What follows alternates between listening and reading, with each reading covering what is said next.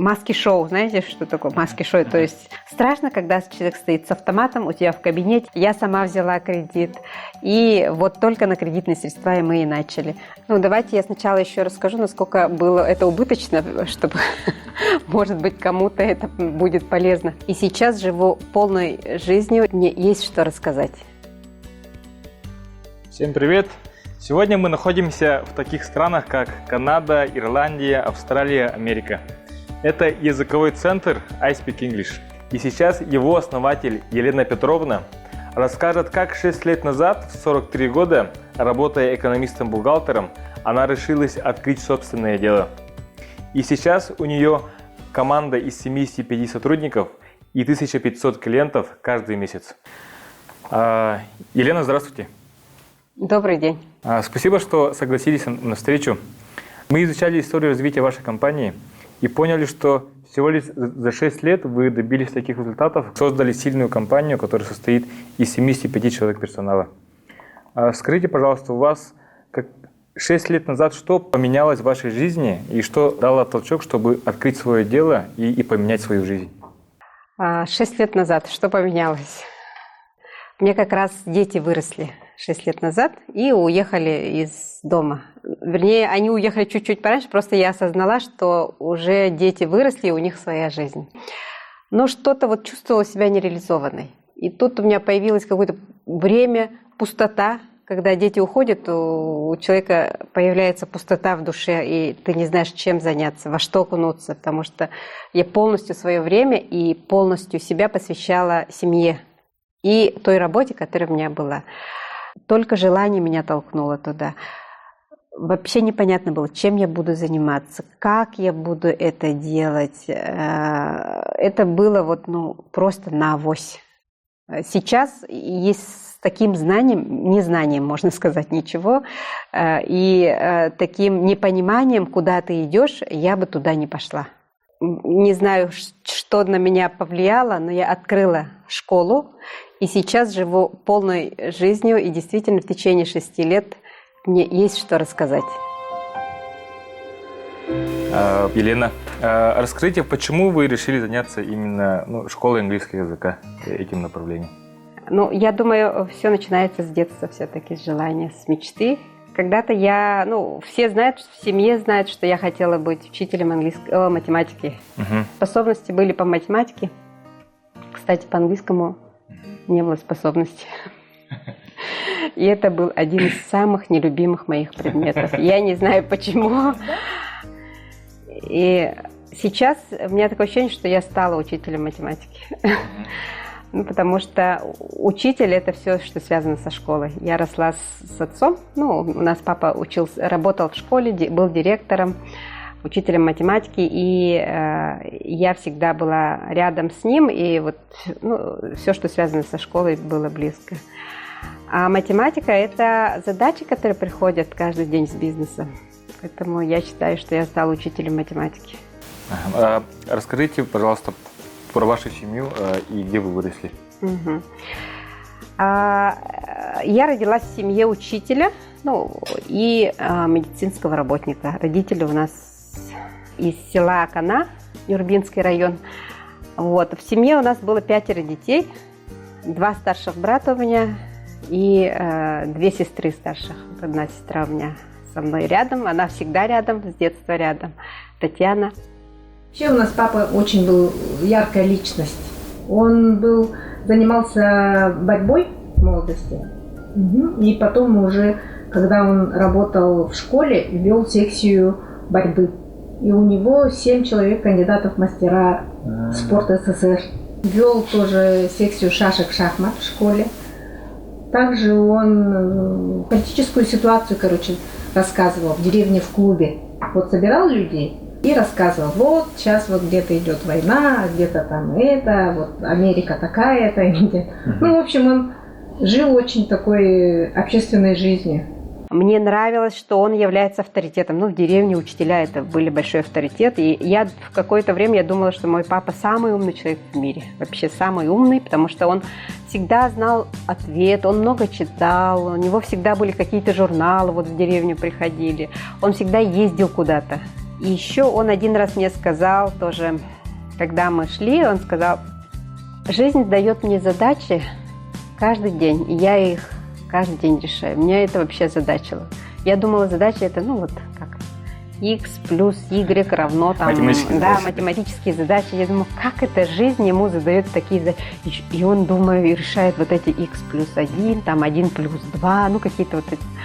И только будучи взрослым, я поняла, какие задачи дает жизнь. Жизненные задачи. Жизненные задачи, да. И особенно бизнес, он дает задачи постоянно, каждый день. И в какого вот это было вот быть самой младшей в семье?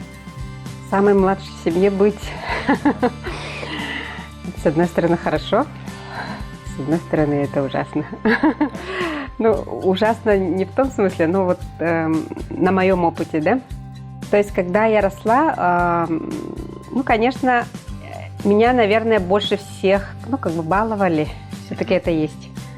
За мной смотрели мои братья, когда я была младшая, и они меня все любили, носили вот на плечах, там делали зарядку. То есть мне всегда нравилось, что у меня есть братья, да, и родители, может быть, не знаю, больше баловали уже маленького ребенка. Меня не ругали. Если взрослых ругали, меня сильно, ну, практически не ругали, можно сказать. Вот. Но в части одежды, например, да, поскольку у меня сестры вот погодки, мне получалось, я не носила новую одежду практически. У меня всегда получалось, что от сестры попадались. Все. Начиная от шубы, заканчивая платьями, ну и много такого. И поэтому мне мало покупалось. Младший ребенок – это когда у тебя нету права решения многих вопросов. У тебя не пускают играть. Не всегда пускают с собой играть, не всегда тебе там дают возможность посмотреть, что они делают.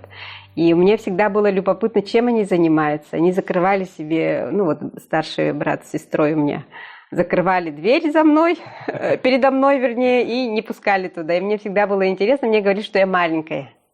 Вот это я помню. И у меня было такое желание... Вот встану взрослой и скажу вам, что я все-таки такая же, как и вы. Потом настало время, когда надо было поступать в ВУЗ. А когда я закончила школу, мои все 4 старших братьев и сестер были студентами. Старшего брата был еще ребенок, он уже был женат, при этом был студент. Младший брат тоже вот женат был. И при этом был студент, он жил в Казани, у него было уже 2 или 3 детей, будучи студентом. Сестры тоже учились, Таня вообще уехала в Владивосток. И я увидела, как родителям было сложно их содержать. И поэтому, несмотря на то, что у меня были способности, я осталась, я решила остаться. И папа обрадовался, конечно, но родители у меня обрадовались, они сразу со мной сюда переехали. За моим будущим. Но на самом деле я им просто не сказала. Сейчас их нету. Я скажу, что меня, конечно... Я долго всегда думала, что я не смогла воспользоваться возможностью учиться где-то в центральных вузах, за рубежом, может быть. И, конечно, мои одноклассники все поехали в другие города. Я, имея хорошие способности, так и не поехала. И причина была в том, что я была младшей в семье.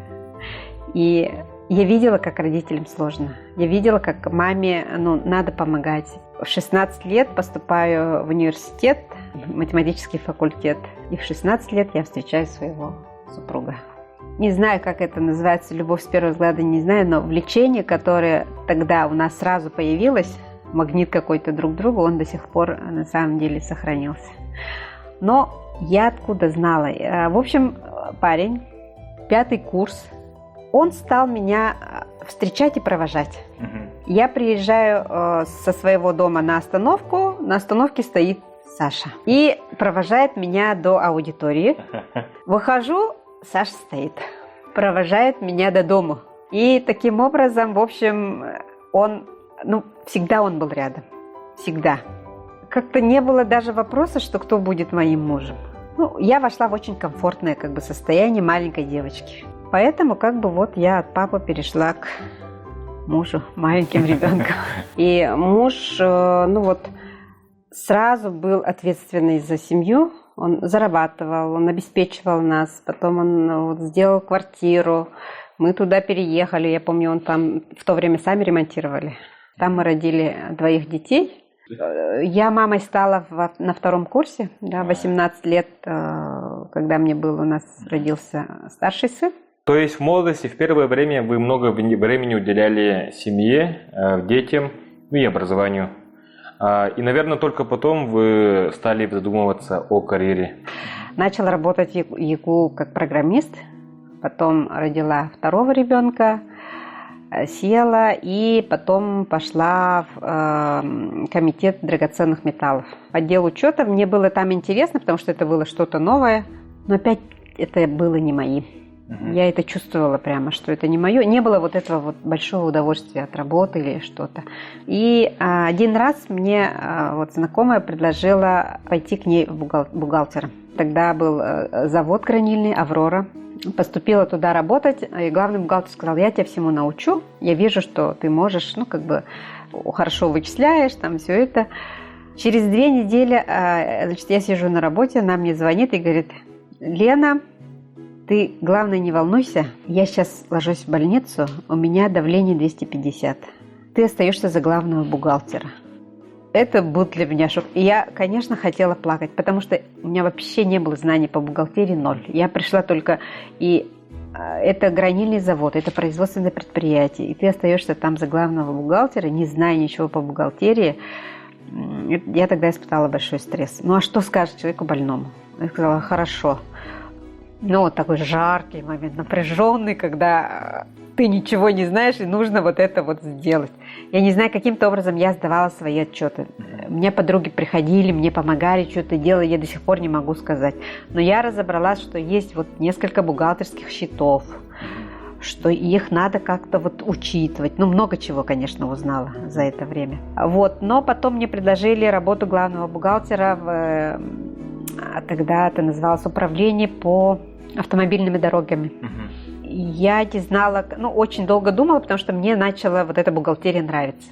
Сложная, где вот решение задач, вот она мне стала нравиться. И тут мне приглашают, 3 раза выше зарплата. Работа республиканского масштаба. Работа была очень ответственная, то есть уже там большие деньги ты оплачиваешь, и не дай бог, там, если работа сделана, ты не оплатил вовремя, там зарплата, там люди, там производственники. И это был момент становления меня как бухгалтера. Но что-то было не то в этой работе. Опять мне уже вот насыщение пришло. И тут один день заходит девушка, Марианна. Она такая свободная вся, такая вся воздушная, такая вся самостоятельная. Что-то она говорит и ушла. На машине на своей уехала. И мне захотелось так же свободно ходить, так же свободно говорить и уехать на своей машине, чего у меня не было. И недолгое время прошло, Марианна меня пригласила к себе бухгалтером. Тогда это было предприятие ЗАО Feuds Trinity Consulting. Я пошла работать бухгалтером. Мы тогда занимались предприятиями-банкротами. Я потом получила свидетельство арбитражной управляющей.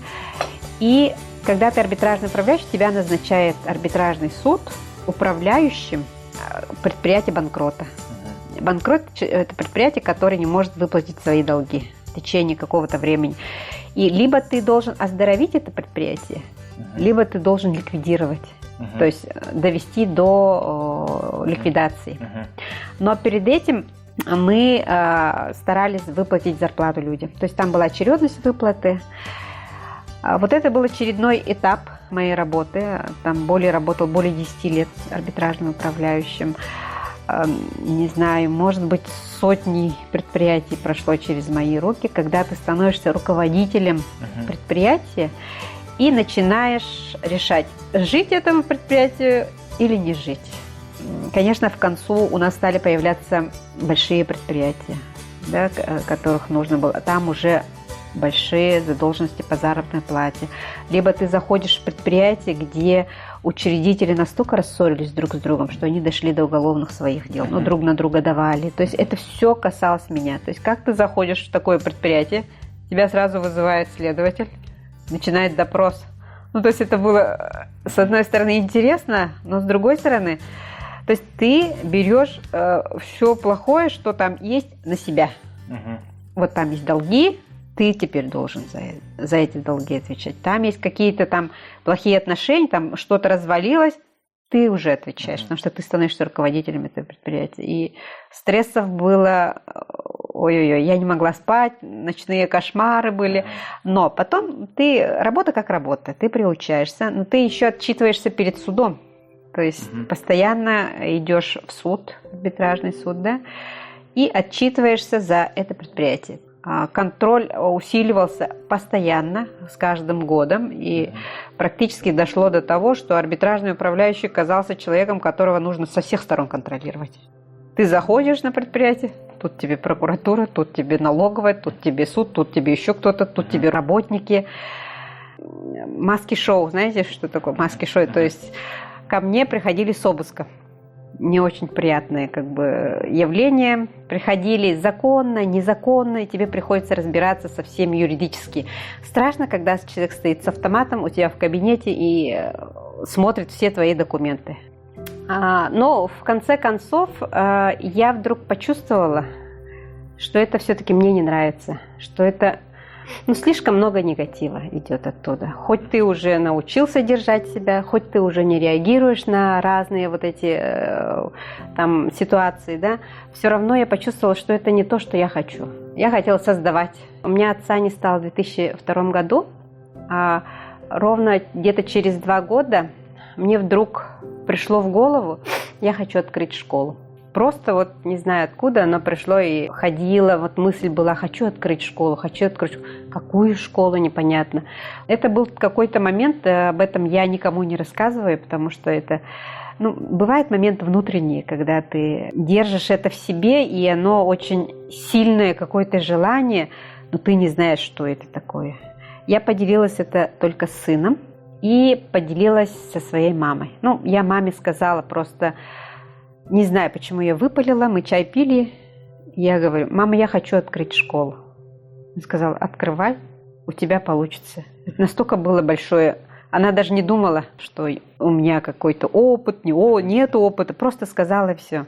Это, еще больше, может быть, напряжения добавило. И мне приснился папа. Приснилось то, что я хочу с ним встретиться. И тут вот так глаза мне закрывает кто-то. Я говорю, папа. И это был папа. И он меня обнимает вот так. Я помню, я лежу у него на плечах. Просыпаюсь. И мне стало хорошо. Мне стало спокойно. И у меня ушла эта мысль открыть школу. В 2012 я открываю все-таки школу. Я потом вспомнила об этом сне. О том, насколько мне было вот это время, потому что я все-таки хотела открыть эту школу. Да. И на сегодня есть школа. Елена, после принятия решения, что вы точно будете открывать языковой центр, какие были первые действия? Первые действия я начала искать. У меня вообще не было опыта, поэтому я взяла франшизу, купила франшизу. А супруг взял кредит на свой счет, сам платил за это. Это были инвестиции, можно сказать, его. Я сама взяла кредит.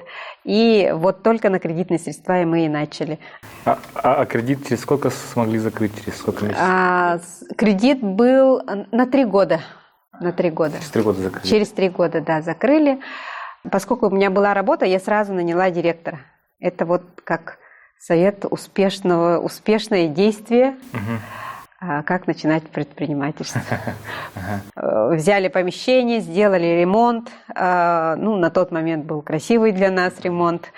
Сделали такой же флаг, нарисовали английский у входа. И это был весь наш дизайн, можно сказать. Идея была такая, чтобы создать в Якутске школу, как и во всем мире. С этой целью как раз та франшиза, которую мы взяли, она давала возможность привести сюда носителей языка. Преподавателей, которые имели право преподавать по всему миру. То есть здесь могли преподавать, не уезжая никуда. В Якутске можно получить такое же образование, которое дают во всем мире. Через какое время вы поняли, что ваша идея получилась и переносит прибыль? Ну, давайте я сначала еще расскажу, насколько было это убыточно, чтобы, может быть, кому-то это будет полезно. Это было, то есть, убыточно каждый месяц сначала, а потом еще такое, значит, когда ты основатель, владелец, и я взяла сразу под ответственность, я понимала, что я должна платить зарплату. У нас никогда не было задержек по заработной плате. Я вытаскивала из карманов, я не знаю, откуда я брала, но я работала тогда еще арбитражным управляющим и платила заработную плату людям.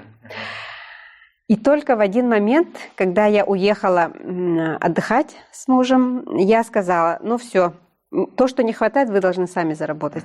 Это стоит столько людей, ваша зарплата. И уехала. Очень быстро сообразили, собрали на заработную плату, быстро продали курсы, и таким образом сотрудники стали думать, что это не просто вот учредитель должен давать деньги, да, а нужно это зарабатывать. Вот, ну и очень много обучалась. Вы, наверное, знаете, «Бизнес-молодость» компания.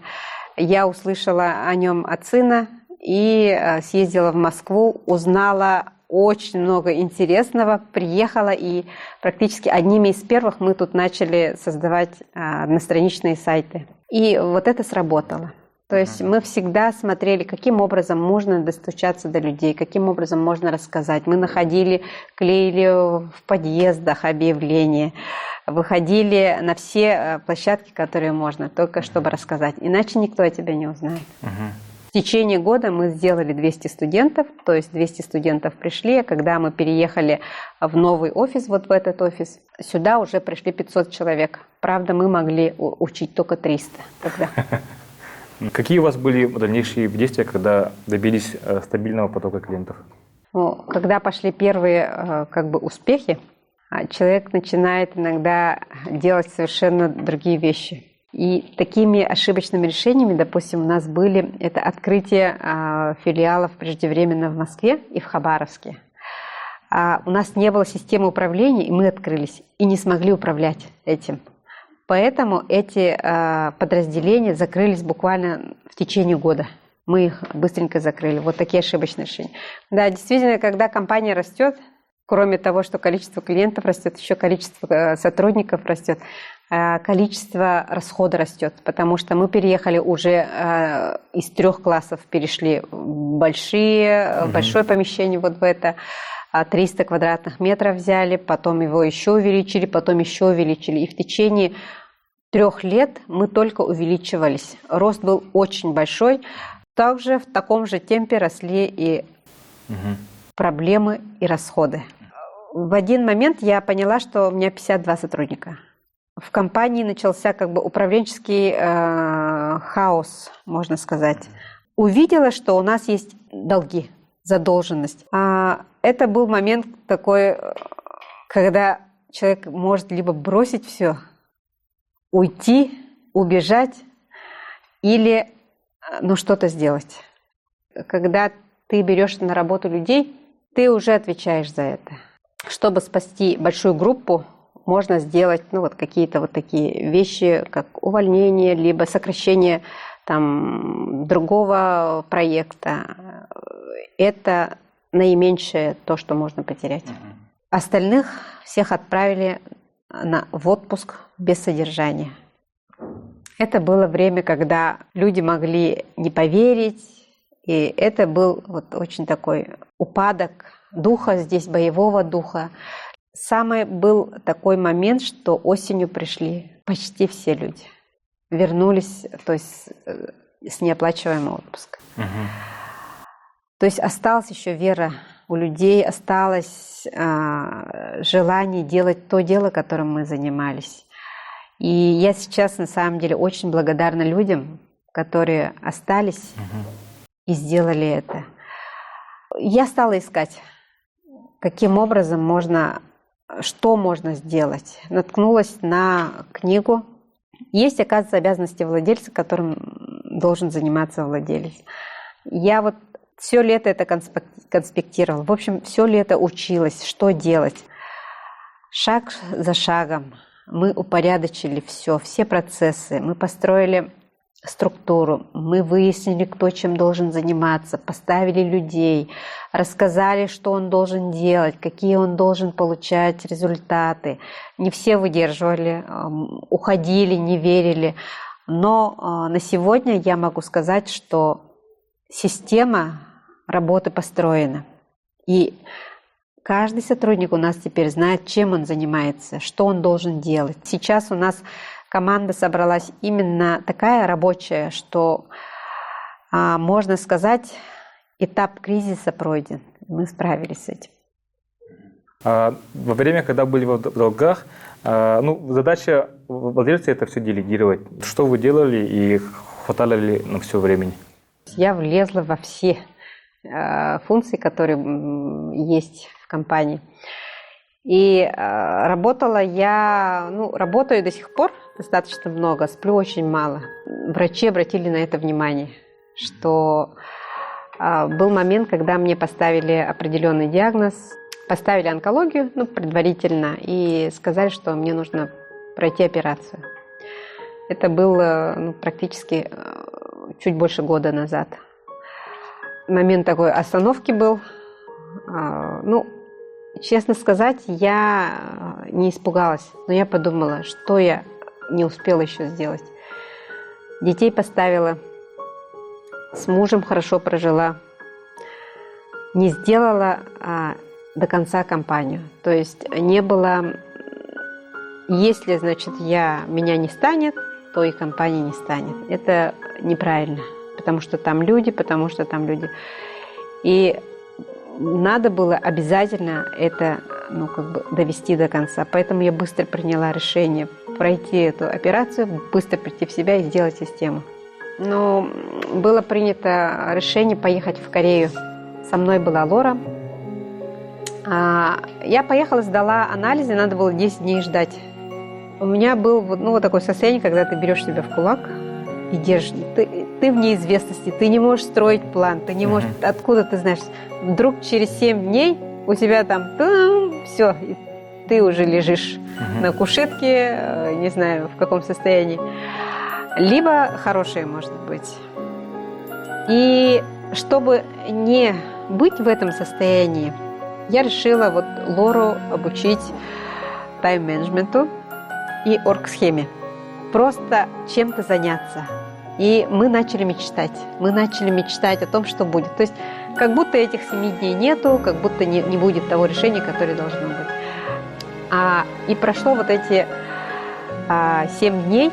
Мы пошли в больницу. Я была вообще, у меня нету нигде о том, что я страдаю там чем-то. Зашла к врачу, и врач сказал, в принципе, у вас все нормально, анализы хорошие. И меня тут прорвало, честно говоря. Я вышла в Корее, никто не плачет, я не видела, что кто-то плакал. И это был, не знаю, я наконец-то поняла, увидела, что, наконец-то расслабилась, когда ты получаешь хороший результат, что ты не больная. Я расплакалась, мы обнимались.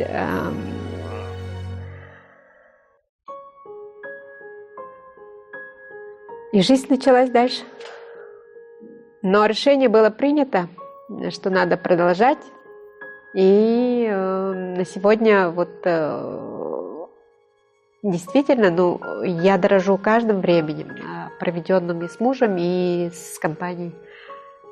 Чтобы была сильная команда в коллективе, что должен делать руководитель, владелец в первую очередь? В первую очередь вдохновлять целью, и целью большой. Люди пришли работать не на 1 год.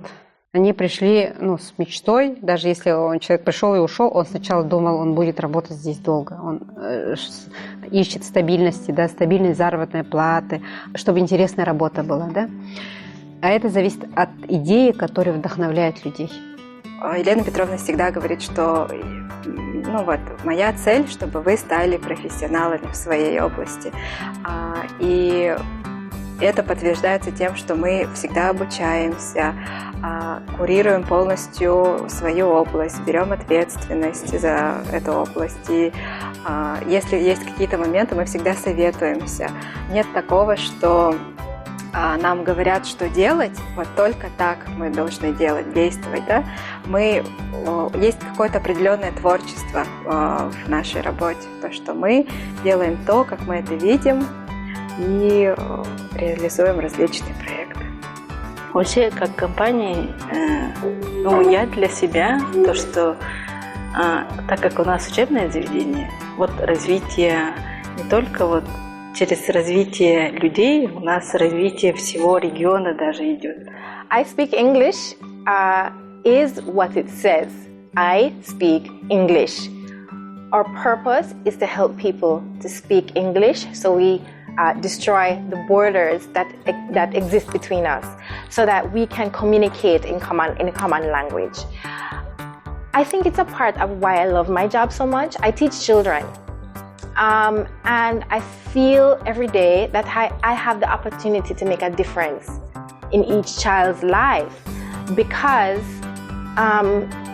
when they come to me, I have the ability to give them language skills that they will develop throughout their life, and it will help them in the future. It will help them now for some of them, and it will help them to destroy those borders that exist between them and other people, simply because they can't communicate.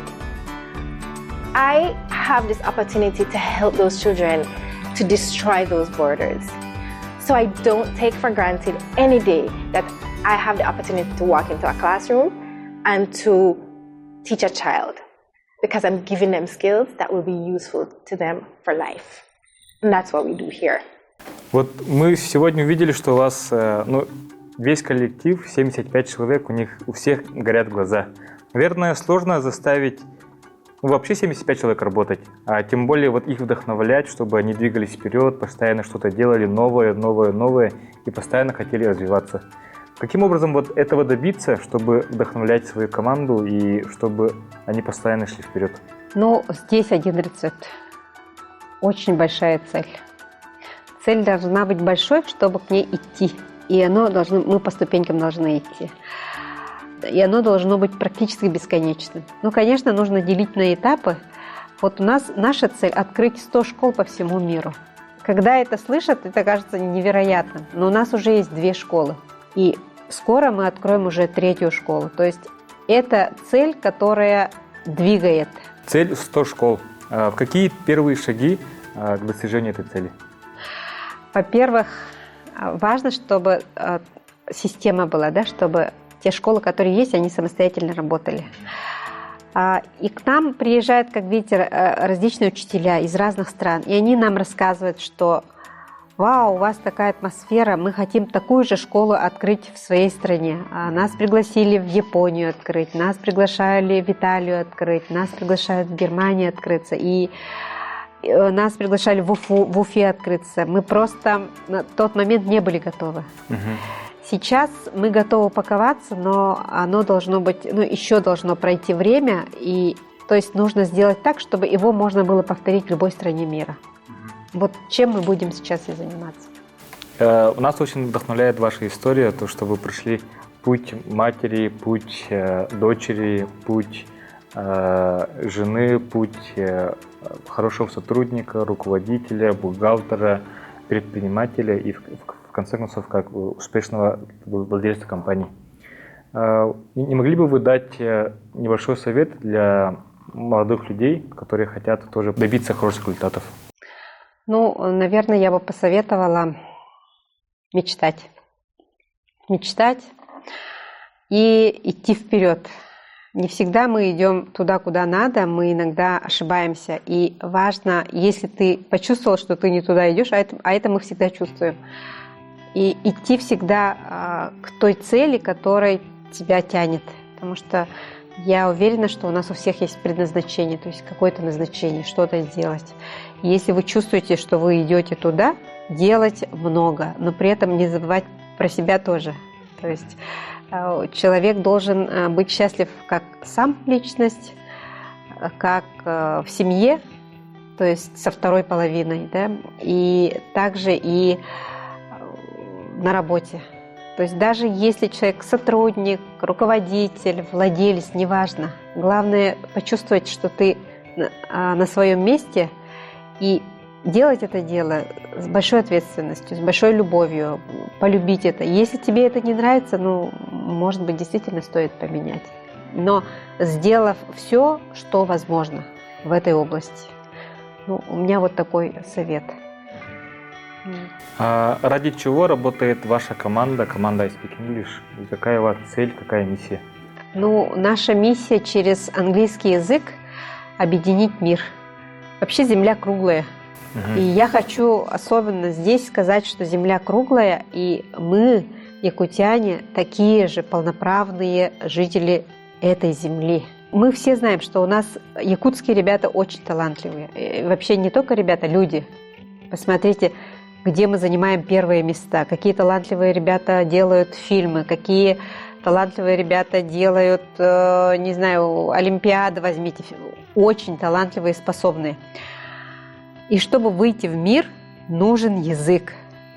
Если мы знаем язык, мы можем очень много сделать. Несмотря на то, что нас мало, я всегда получаю в Якутске очень большую энергию за счет людей, которые всегда горят каким-то желанием что-то сделать. И делают это. Но плюс к этому язык, допустим, английский язык, они это покажут по всему миру. Это увидят все. Мы можем выступать везде, мы можем показывать все, и чтобы в Якутию приезжали люди. Открыть. И через это я хочу, наша миссия нашей школы — открыть границы мира и общаться с ним на одном языке. Спасибо, Елена, за приятную беседу. И желаю успехов в достижении вашей большой цели. И желаю успехов в развитии вашей команды. Спасибо большое. Какая твоя мечта? Мечта стать полицейским. Научиться летать. Стать балериной. My dream is to visit as many countries as possible. My dream is to travel around the world and take part in different competition of dance. I want to find my favorite occupation in life. My dream is to speak in English fluently so that I could easily communicate with people from different countries, watch movies in English and understand the meaning behind the lyrics of songs. Bonjour tout le monde, je m'appelle Christine. Je fais mes études à Prague. Je m'intéresse à les langues étrangères parce que je pense que la connaissance linguistique permet de repousser les frontières et se familiariser avec la culture du monde. Hi! Now we're in New York City and we're so excited! And we feel like in this city dreams come true. And our biggest dream is to work in a big international company and of course use English. And I Speak English gives us an opportunity to do this. Hello, my name is Alina. My name is Idnur. We are living in Toronto, Canada. We are from Yakutsk. I'm supply chain manager. I'm a network engineer. My biggest dream is traveling around the world. My biggest dream is to fly into space. Hello everyone from Prague. My name is Peter. I'm living here already for 10 years and I want to tell you one of my biggest dreams. My dream is to travel around the world and to dive with whales. I always want to be the best at what I'm doing. Not better than other people, but just the best for me. I want to always feel that whatever I choose to do, I've given it 100%. So I guess my dream is that whatever I choose to take on, I shine at it and I am able to, oh my gosh, I don't know how to explain, that I am able to just make a difference in people's lives just by giving my all and being my best. That's my dream.